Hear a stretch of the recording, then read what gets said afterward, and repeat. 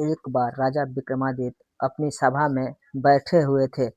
उसी सभा में दो साधु उपस्थित हुए। किसी विषय को लेकर दोनों साधु का अलग अलग मत था। उन दोनों साधुओं ने फैसला किया कि राजा विक्रमा के पास चला जाए और उनसे ही अपना समस्या का समाधान निकाला जाए। राजा विक्रमादित्य के पास समस्ती थे। पहले साधु ने, हे राजन, किसी भी मनुष्य का मन ज्यादा शक्तिशाली होता है। वो मन ही है जो मनुष्य मनुष्य से कुछ भी करवा सकता है, उसे किसी भी दिशा में बहा के ले जा सकता है। पहले साधु के मत जानने के बाद राजा विक्रमादित्य ने दूसरे साधु को अपना मत बताने के लिए बोले। दूसरा साधु बोले, हे राजन, किसी भी मनुष्य से ज्यादा उसकी मनुष्य बुद्धि ज्ञान होता है। अब दोनों साधु अपनी अपनी बात पर अड़े हुए थे। एक मन को तो दूसरे ज्ञान बुद्धि को बड़ा बताता था। दोनों का पक्ष जानने के बाद विक्रमादित्य ने विचार किया कि ये विषय वाकई में बहुत गहन और विचारवाक है। उसने दोनों साधुओं को इसके ऊपर फैसला सुनाने से पहले 6 माह का वक्त मांगा और उन्होंने 6 माह बाद आने का कहा। दोनों साधुओं अस्वस्थ हो लौट गए। जब भी राजा विक्रमादित्य कभी इस प्रकार उलझनों में होते, वो अपना भेष बदलकर प्रजा में निकल जाते। और काफी सोचने विचारने के बाद भी जब राजा विक्रमादित्य को इस विषय में सफलता नहीं मिला, तो उन्होंने अपना वही हनकंडा पहले वाला ही अपनाया। भेष बदल के अपने राज में निकल गए। 2-4 दिन तक कुछ भी अलग नजर नहीं आया। पर एक दिन वो ऐसे ही घूमने निकले, तब एक नवयुवक दिखाई दिया जिसकी हालत बहुत नाजुक थी। कपड़े जगह जगह फटे हुए थे। मैले कुचैले कपड़े और लंबी लंबी दाढ़ी बाल होने के बाद भी राजा विक्रमादित्य ने नवयुवक को पहचान लिया। दस वो नौजवान नगर के प्रतिष्ठित का लड़का था। जब राजा ने उस उसके पिता का हाल चाल जानना चाहा, तो उसके इस दशा का हाल चाल पूछा, तो उस युवक ने राजा विक्रमादित्य को अपना परिचित समझकर अपनी पूरी गाथा कह सुनाई कि कैसे उसके धनवान पिता की मृत्यु पश्चात सब कुछ एकदम से हाथ आने पर उन्हें सबका घमंड हो गए।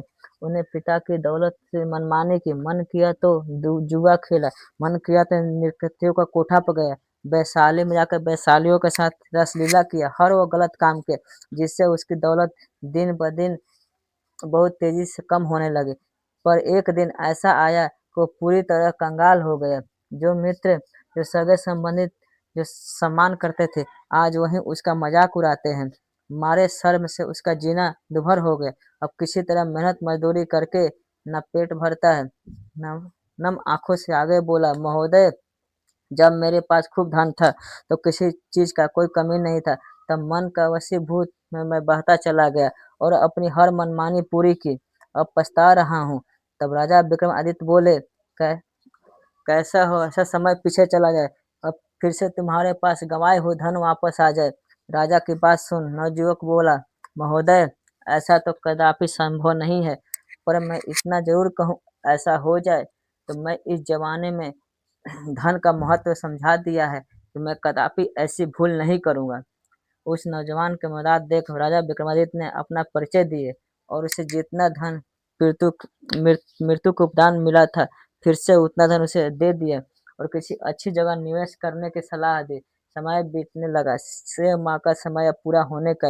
वो दोनों साधु फिर से राजा विक्रमादित्य के दरबार में हाजिर हुए और बोले, बताओ राजन, क्या आप किसी नतीजे पर पहुंचे? दोनों साधुओं की बात सुन राजा विक्रमादित्य बिना कुछ कहे, बिना कुछ सुने अपने साथ नवयुवक के पास ले गया। नवयुवक अब पूरी तरह बदल चुका था। उसने सिर्फ 6 माह के अंदर ही व्यापार में काफी तरक्की हासिल कर ली थी। राजा विक्रमादित्य और साधुओं को आया देख नवयुवक बड़े सम्मान के साथ उनका आदर सम्मान किया। असमंजस में फंसे साधुओं की समझ में कुछ नहीं आ रहा था। उनका आशय समझ राजा विक्रमादित्य ने उन दोनों साधुओं को उस नवयुवक की पूरी कथा सुनाई और बोले, हे ऋषिवर, ज्ञान और मन में से ज्ञान का स्थान ऊंचा है। मनुष्य का ऊपर बार बार उसका मन हावी होने का चेष्टा करता है, पर अपने ज्ञान ज्ञान के बल पर मनु अपने मन पर हावी नहीं होने देता। मन अगर रथ है तो सारथी अधूरा है। राजा विक्रमादित्य की बात सुन दोनों साधु पूरी तरह आश्वस्त हो गए, खुशी खुशी लौट गए। इतनी कथा सुना, सातवीं पुतली कमोदी राजा भोज से बोली, अगर है आपके अंदर ऐसा गुण तो आइए आपका स्वागत है इस दिव्य सिंहासन पर। महाराजा विक्रमादित्य की एक और कथा सुन राजा भोज एक बार फिर को तुच्छ अनुभूत करते हैं। फिर से अगले दिन दरबार समय राजा भोज फिर से सिंहासन पर विराजमान होने के लिए आए। फिर एक बार दीप प्रकाश के साथ एक और चमत्कारी पुतली तारामती सिंहासन से प्रकट हुई और हमेशा की तरह राजा भोज को सिंहासन पर बैठने से रोकती हुई बोली। किस्सा सुनाते हुए आरंभ किया। एक धूर्त तांत्रिक एक कन्या के साथ सहवास करता था और उस तांत्रिक ने बला की खूबसूरत कन्या को अपना बंदी बनाया हुआ था। उस धूर्त तांत्रिक के पास जल के 2 कलश थे जिनमें जादुई जल था। तांत्रिक उनमें से बाएं कलश के पानी के कुछ बिंदु लेकर जब उस सुंदरी पर छिड़कता तो एक बंदरिया बन जाती और दाएं तरफ कलश पर रखे पानी को कुछ छींटे कन्या के रूपी उस बंदरिया के ऊपर फेंका तो वापस वो असली रूप में आ जाती। ये सब बहुत लंबे समय से चलता आ रहा था। साधु जब दिन में बाहर जाता तो उस सुंदरी को बंदरिया बना देता और जब रात में वो वापस आता अपनी कुटिया में तो फिर से उसे सुंदर कन्या बना देता और उसके साथ खेलता। वो नवयुवती तांत्रिक के इन कुकर्मों से बहुत हताश थी पर उस बेचारी के पास कोई रास्ता ना था। अगर वो साधु को जाने के बाद बंदरिया के रूप में वहां से भाग जाती तो हमें हमेशा हमेशा के लिए वो बंदरिया बनकर रह जाती। अब कम से कम रात के समय तो उसका अपना असली रूप मिलता है। मन में ये विचार आते ही वो वहां से भागने का इरादा त्याग देती है। समय बीतता गया। संयोगवश एक शिकार की तलाश में राजा विक्रमादित्य उस घने जंगल में आ पहुंचे। जब वो प्यास से बेहाल घोड़े से उतरकर पानी पीने के लिए उस धूर्त तांत्रिक के कुटिया के सामने कुएं के पास पहुंचे तो उनके पेड़ के डाल पर पड़े उस बंदरिया पर पड़े। शुरू में तो उस बंदरिया एक साधारण सी लगी पर राजा विक्रमादित्य को देख उस बंदरिया ने उछल कूद शुरू कर दी। जब राजा विक्रमादित्य ने ये हरकत देखी तो उस पर गौर किया तो महसूस हुआ कि जैसे वो बंदरिया अजीब ढंग से उछल कूदल उनसे कुछ कहना चाह रही है। उसकी हरकत देख राजा विक्रमादित्य ने विचार किया कि कुछ तो गड़बड़ है। उन्होंने सारा रहस्य जानने के लिए एक रात वहीं रुकने का निश्चय किया और थोड़ी दूरी पर एक एकांत सी जगह देखकर घने सारे वृक्षों में अपने घोड़े को छुपा दिए और खुद भी पेड़ की आड़ में छिपकर बैठ गए और दम साधे अपनी उस कुटिया पर नजर गड़ा ली। जब शाम का समय हुआ तो राजा विक्रमादित्य को तांत्रिक एक आता हुआ दिखाई दिया। वो सीधा कुटिया के द्वार पर गया और उसने बंदरिया को इशारा किया। बंदरिया झट से साधु के पास आ गई। उसने वहां रखे दाएं कलश से बंदरिया के ऊपर पानी के छींटे मारे तो एक अति सुंदर स्वर्ग की अप्सरा बन गई। तांत्रिक तभी अप्सरा को लेकर कुटिया के अंदर चला गया। सारा माजरा देख राजा विक्रमादित्य की आंखें फटी की फटी रह गई। उन्होंने घोर आश्चर्य हो रहा था। उनको उस नज़ारे पर बिल्कुल यकीन नहीं हो रहा था जो उन्होंने अभी चंद क्षण पहले देखा था। एक बार तो राजा विक्रमादित्य ने सारा भेद जानने के लिए उस कुटिया में जाने का निश्चय किया पर फिर वह कुछ सोचकर वहीं रुक गए। सुबह हुआ तो तांत्रिक फिर से उस अप्सरा से कन्या को बंदरिया बनाकर रोजमर्रा की तरह नगर की तरह चला जाता है। तांत्रिक के जाते हैं विक्रमादित्य उस तांत्रिक के कुटिया के पास गए और वहां रखे दाएं कलश से पानी ले कुछ छींटे उस बंदरिया पर डाले तो वो तुरंत एक सुंदर कन्या बन गई। राजा विक्रमादित्य ने उसे पूछा, ये सारा माजरा क्या है? क्यों ये तांत्रिक तुम्हारे साथ ऐसा कर रहा है? राजा विक्रमादित्य की बात सुन उस अप्सरा ने अपनी हकीकत बयां की। हे वीर, मैं स्वर्ग निवासी कामनिवाय पुष्पवती की संतान हूँ। घूमने और शिकार खेलने के लिए कभी कदार मैं पृथ्वी लोक आया करती हूँ। पर एक दिन मैं एक हिरण का शिकार कर रही थी तो मेरा चलाया गया था बाण हिरण की जगह साधना में लीन एक तांत्रिक की बाह में जा लगा। तब गुस्साए तांत्रिक ने मुझे श्राप दिया, तुम आजीवन मेरी सेवा करोगे, यही तुम्हारी सजा है।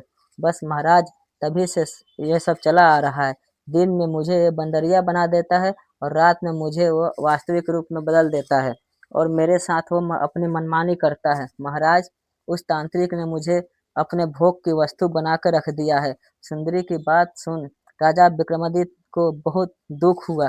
वो सुंदरी से बोले, हे सुंदरी, तुम बिल्कुल भी घबराओ मत। आज मैं तुम्हें उस धूर्त तांत्रिक से चंगुल से हमेशा हमेशा के लिए आजाद कर दूंगा।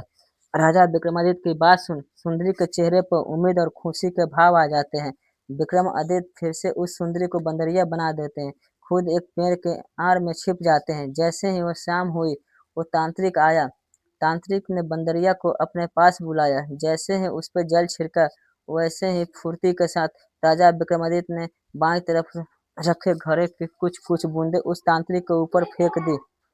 इधर बंदरिया यानी देवलोक की सुंदरी अपने वास्तविक रूप में आ गई और उधर वो धूर्त तांत्रिक बंदर बन गया। बंदर बने तांत्रिक ने खूब उछल कूद की, पर अब क्या होने वाला था? राजा विक्रमादित्य ने तुरंत अपने वीर को याद किया। विक्रमादित्य के स्मरण करते ही उनके वीर हाजिर हो गए। राजा विक्रमादित्य अपने उसे हुक्म दिए, तुम इस सुंदरी को देवलोक छोड़ आओ। और उस उछल कूद तांत्रिक को देख बोले, यही तुम्हारे कर्मों का फल है। उन्होंने उस जादुई पानी को घड़े को दोनों को साथ लेकर उज्जैन नगरी की तरफ चल पड़े। दूसरी तरफ जादुई वीर कहे अनुसार उस सुंदरी को उसके घर यानी कि देवलोक में छोड़ आए। इतनी कथा कथा कहे अथवी पुतली तारामती राजा भोज से बोली, सुना राजन, ऐसे थे हमारे राजा विक्रमादित्य, जो किसी भी अनजान व्यक्ति को दुख को अपना दुख समझकर उसे दूर करने के लिए खुद पूरी तरह अपने आप को उसमें झोंक देते थे। क्या किया है आपने भी कैसे ऐसी काय? तो आइए और विराजिए इस सिंहासन पे। भोज बेचारा फिर से एक बार गूंगे की तरह खड़ा रहा। उसे कुछ भी कहना नहीं सूझा। दरबार में एक बार फिर से तालियों की गड़गड़ाहट थी। आज का दिन भी ऐसे ही गुजर गया। अगले दिन फिर से राज दरबार सजा। राजा भोज फिर से एक जिद लिए हुए उस दीप सिंहासन पर बैठने के लिए आगे बढ़ते गया।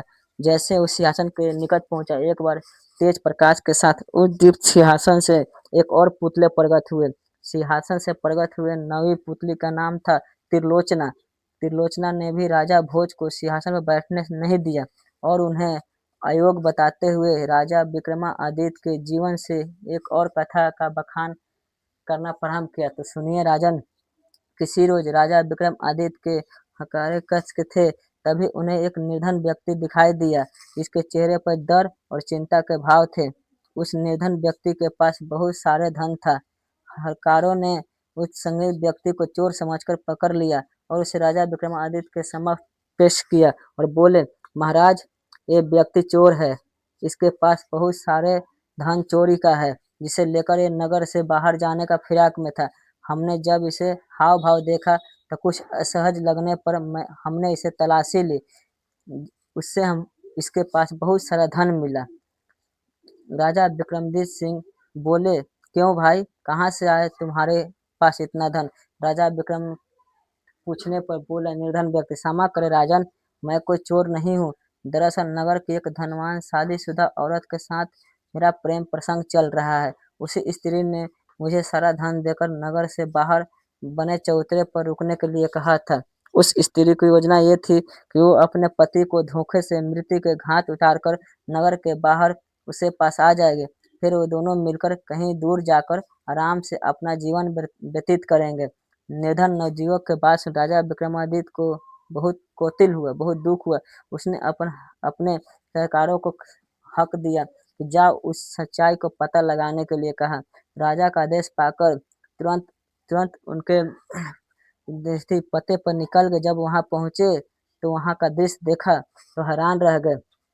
अपने पति के मृत शरीर के पास स्त्री ने जब जब देखे आदमियों को आए हुए, तो पूरा हल्ला मचा दिया और आंखों में आंसू लिए बोले, हाय हाय, मैं लूट गई, मैं बर्बाद हो गई। दहाड़े मार मार कर रोती हुई स्त्री ने आदमियों से कहा, फला फला युवक मेरे पति को हत्या कर मेरे सारा धन लूट ले गया। हाय, मैं बर्बाद हो गई, मेरा सब कुछ खत्म हो गया।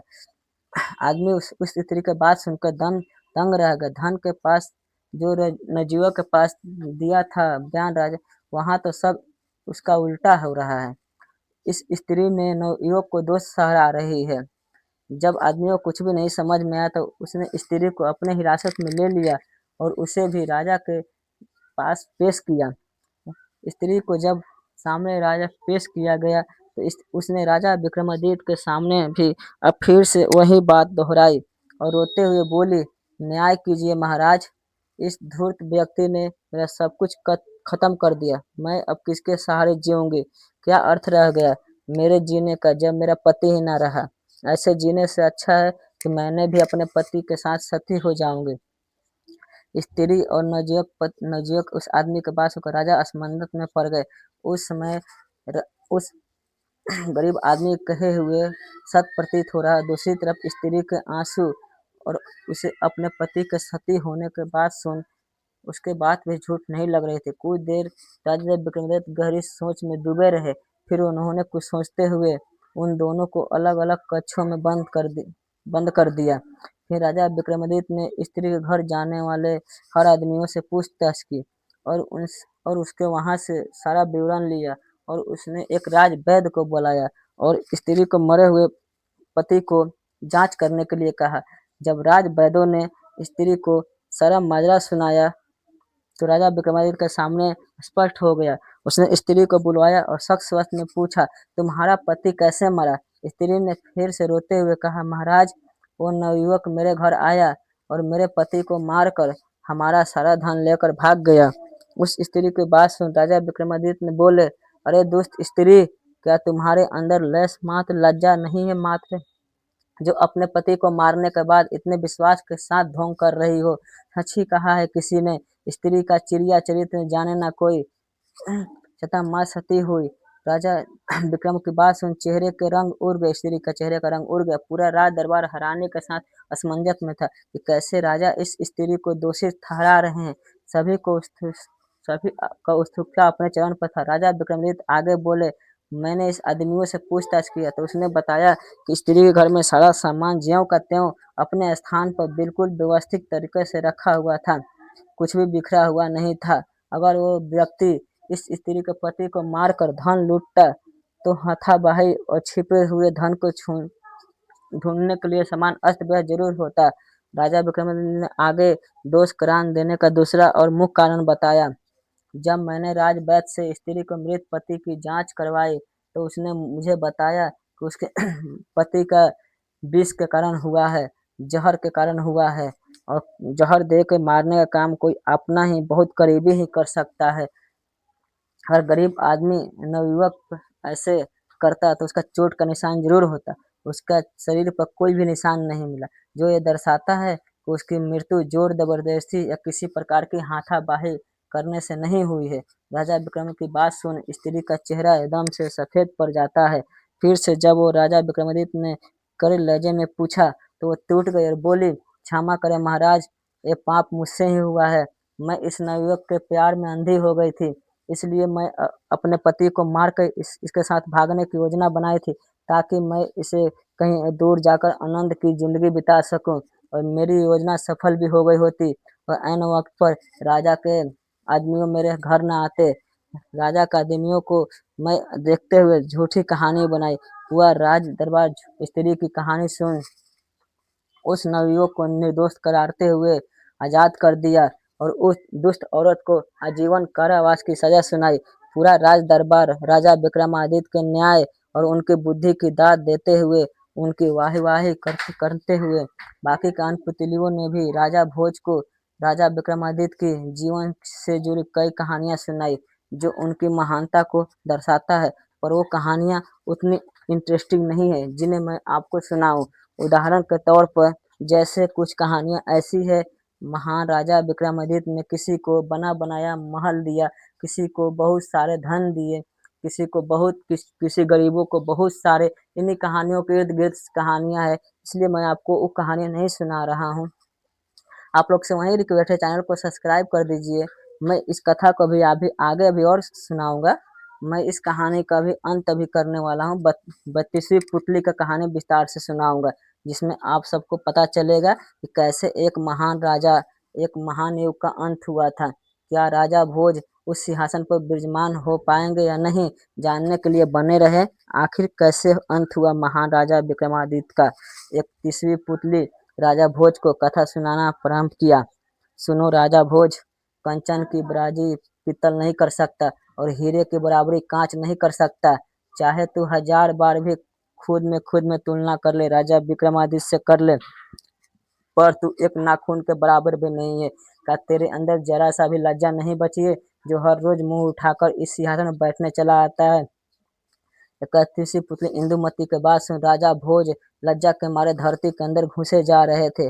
आगे एक तीसरी पुतली राजा भोज से बोली, तू आ ही गया है तो ध्यान से सुन। जब राजा विक्रमादित्य को मालूम हुआ कि वो जीवन के अंतिम चरण में है, तो उन्होंने नगर के बाईं ओर गंगा नदी के तट पर एक भव्य मंदिर का निर्माण करवाया। जब वो मंदिर पूरा हुआ तो राजा विक्रमादित्य ने रहने लगे जाकर उसमें। उसने संपूर्ण देश में ये घोषणा करवा दी कि जिसे जो चाहिए वो आकर ले जाए। जितने भी ब्राह्मण, पंडित, बांट, भिखारी राजा विक्रमादित्य के पास आए और उन्हें उनका मुंह मांगा राजा विक्रमादित्य ने दे दिया इनाम। जब ये देवताओं तक पहुंचा तो बहुत से देवताओं अपने भेष बदलकर राजा विक्रमादित्य का सत्य देखने के लिए धरती पर आए। जिसके जी में जो मांगने के लिए जो मांगा, राजा विक्रमादित्य ने सबकी इच्छा पूरी करते हुए उनकी मांगे हुए वस्तु उन्हें भेंट दिए। तब देवता गण बोले, धन है वो मान मत माता पिता, जो तेरे जैसे पुत्र को धन के तीनों लोकों में हमेशा निशानी तेरी रहेगी। जैसे सतलोक में राजा हरिश्चंद्र, त्रेता में राजा बलि और द्वापर में राजा युधिष्ठिर हुए, वैसे ही कलयुग में तुम हुए विक्रमादित्य। चारों युगों में दूसरा कोई न हुआ न होगा। इतनी बात कहते हुए राजा विक्रमादित्य के आशीष देते हुए देवतागण उनसे विदा लेकर चले गए। इतनी कथा का इकतीसवीं पुत्र इंदुमती बोली, राजा भोज, जहाँ से तू इस सिंहासन में खोद के लाया है उसे ले जाकर ज्यों का त्यों वहीं गाड़ दे, यही तेरे लिए उत्तम होगा।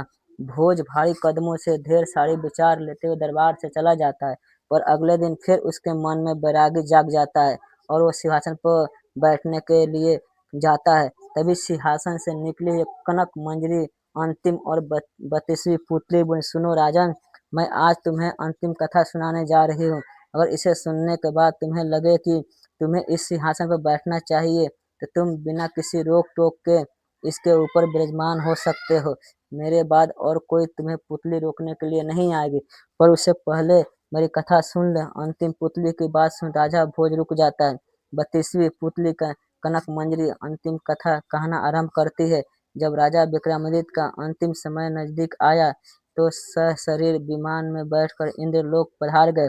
वो अपने जीवन का अंतिम दिनों में अम्बावती रह रहे थे। उनके जाते ही पूरे अम्बावती में शोक का लहर दौड़ गए। तीनों लोकों में हंगामा मच गया कि राजा विक्रमादित्य सशरीर स्व सिधार गए। इससे पहले बहुत पहुंचा हुआ पूर्ण सिद्ध संत महात्मा ही ऐसा कर पाया था कि सशरीर स्वर्ग सिधार गया था। राजा विक्रमादित्य के चारों वीर भी उनको साथ लुप्त हो गए। ना स्वामी रहा ना उनका दास। संसार में धर्म की जड़ उखड़ चुका था। हर तरफ हो हल्ला मचा हुआ था, जिसे देख दहाड़े मार मार कर रो रहे थे। ब्राह्मण, बांध, भिखारी सभी दहाड़े मार मार कर रो रहे थे। हाय, हमारे आदर मान करने वाले राजा जगत से विदा हो गए। राजा विक्रमादित्य की जितनी भी रानियां थी उनके जाते ही सती हो गई। उनके जिनके दास दासी थे, जितने नौकर चाकर सिपाही सब कूद मार मार कर रोने लगे। हाय, हमारे राजा चला गया, हाय हमारे सब कुछ चला गया। शायद ही देश का कोई ऐसा कोना बचा हो जहाँ राजा विक्रमादित्य के जाने का शोक ना मनाया जा रहा हो, जहाँ चीख पुचकार के साथ खलबली ना मचा हो। शायद ही कभी ऐसा इतना बड़ा शोक मनाया हो जिसमें देश तो देश, तीनों लोकों में शोक मनाया गया हो। राजा विक्रमादित्य के जाने के बाद मंत्री ने राजकुमार जयपाल को राज तिलक कर गद्दी पर बैठा दिया। कहा जाता है जे दिन जयपाल को गद्दी पर बैठाया गया, उस रात जब वो सोए तो उनके सपने में स्वयं राजा विक्रमादित्य आए और उन्हें उन सिंहासन पर बैठने से मना करते हुए बोला, जो कोई मेरी तरह दान धर्म करता हो, जिसमें यह सभी गुण हो, वही इस सिंहासन पर विराजमान हो सकता है, अन्यथा नहीं। इस सिंहासन को अब धरती माँ के हवाले कर दो। राजा जयपाल ने उस सुबह उठकर अपना स्वप्न इस मंत्री को बताया और स्वप्न में कहे अनुसार उस दिव्य दीप सिंहासन को धरती के अंदर गाड़ दिया गया। 32वीं पुत्र कनक मंजरी ने इतना कथा राजा भोज को सुनाई तो तुरंत उस सिंहासन से पीछे हट गए। तब पुतली कनक मंजरी अचलक से बोली, क्या हुआ राजन, आज आप पीछे क्यों हट गए? तब राजा भोज बोले, राजा विक्रमादित्य की देवताओं वाली गुणों की कथाएं सुनकर मुझे अनुभव हुआ कि इतनी विशेषता एक मनुष्य में असंभव है और मेरे अंदर तो बहुत सारी कमियां हैं। अंततः राजा भोज ने फैसला लिया को इस सिंहासन को फिर वैसे ही उस स्थान पर गड़वा देंगे जहां से इसे निकाला गया था। राजा भोज के इतना कहने पर सभी पुतलियां प्रकट हुई और बोली, तुम्हारा यह फैसला काबिलियत तारीफ है राजन। आज हम इस सिंहासन से मुक्त हो गए। राजा भोज के कहे अनुसार ज्यों का त्यों उस सिंहासन को धरती में गड़वा दिया गया। ये थी दोस्तों सिंहासन 32 की कहानी और महान राजा विक्रमादित्य की जीवन गाथा। निष्कर्ष सिंहासन 32 केवल राजा विक्रम की वीरता और न्यायप्रियता की कहानियां नहीं है, बल्कि ये आत्मा के उस सिंहासन के प्रतीक है जो जिसमें बैठने का शरीर नहीं, चेतना को भी योग बनाना पड़ता है। यह एक आत्मिक यात्रा है, अहंकार से व्यक्ति की, लालच से संयम की और माया से मुक्ति की। 32 पुतलियां दरअसल मानव के भीतर मौजूद 32 प्रकार के विवेक शक्तियां है, जो एक प्रवृत्ति है क्या मनुष्य अपने भीतर के विक्रम को जागरूक कर चुका है या नहीं। जब कोई व्यक्ति सिंहासन पर बैठने जाता है तो पुतलियां उसे कमियों को दर्पण दिखाती है। यही है आत्मनिरीक्षण, स्वयं के भीतर झांकने की क्षमता। ये स्पष्ट संकेत है बाहरी राज्य पर राज करने से पहले आत्मा के राज्य पर विजय आवश्यक है। राजा विक्रमादित्य वह नहीं जो केवल युद्ध जीतता, बल्कि वो है जो काम, क्रोध, लोभ, मोह, माया, अहंकार और असत्य जैसे आंतरिक शत्रुओं को जीतता है। उनका चरित्र ये बताता है कि असली सिंहासन वो है जहाँ वो आत्मा ब्रह्म से एक आकार हो जाती है। इस कथा का गुण संगीत ये है कि जब तक व्यक्ति स्वयं के भीतर अंधकार को नहीं पहचानता, तब तक वो उजाले को अधिकारी नहीं बनता। जिस दिन वो कर्मों का लेखा जोखा निष्पक्षता से देखने लगता है, उसी दिन से वो सिंहासन का अधिकारी बन जाता है, न केवल राजपाट का बल्कि आत्मी शांति का। अतः ये कथा हमसे ये कहती है कि राजा बनो, लेकिन पहले अपने भीतर को रंग को हराओ। न्याय करो, लेकिन पहले अपने विचारों में संतुलन लाओ। विक्रम बनो, लेकिन पहले अपने भीतर के विकृति को जला डालो। यही सिंहासन 32 की साधना है, यही आत्मा की सचमी राजअभिषेक यात्रा है। ये कहानी दोस्तों आप लोगों को कैसा लगा? ऐसी ऐसी कहानियां हम हर दिन डालते रहते हैं। ऐसी कहानियां सुनने के लिए चैनल को सब्सक्राइब कर ले दोस्तों। आप लोग से वही रिक्वेस्ट, चैनल को सब्सक्राइब करें। जय हिंद, जय भारत। चैनल को सब्सक्राइब करें।